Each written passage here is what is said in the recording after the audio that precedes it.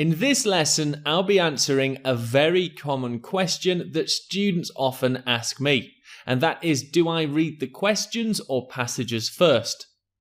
In this lesson, we'll be covering a few strategies such as underlining that will help you answer IELTS reading questions, and you'll learn two different strategies for reading and answering questions. So let's move on firstly to underlining keywords, and this is a very commonly used strategy that helps a lot of students in IELTS reading. I highly recommend that you practice it and use it in your IELTS reading test. So for both questions and passages, it's important to underline keywords. What exactly are keywords in questions and passages? They are often verbs, adjectives, nouns, or names. The keywords give meaning to the language in the passage or question. And why is underlining keywords such an important strategy for your IELTS reading? Well, underlining can very much help you speed up the time it takes to finish your IELTS reading test.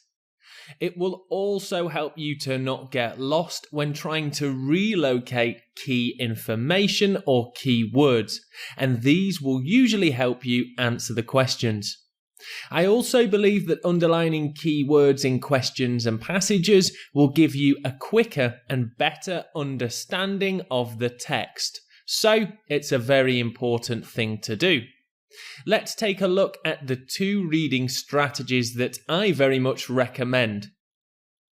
Simply speaking, both of these strategies work, so finding which one works for you will be very helpful in your test-taking skills. First, we have read the questions first, then skim and scan through the text to find answers. Then we have read the passage carefully but quickly, and then return to the questions. Let's take a look at questions first. Read through the group of questions and underline key words and phrases. Remember, these will usually be proper nouns or verbs. Then skim and scan the text. Again, underline key words here. These may be synonyms to the keywords in the questions.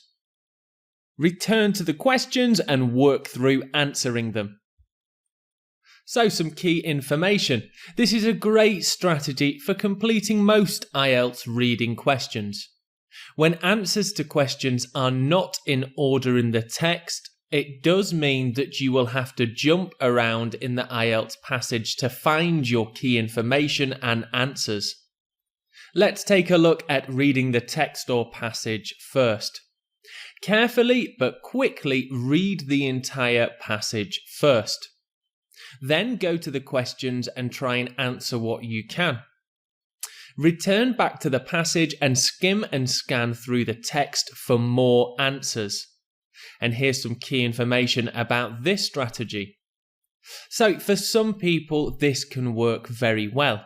If you are a fast reader who can retain and remember specific information easily, try this strategy and see if it works for you.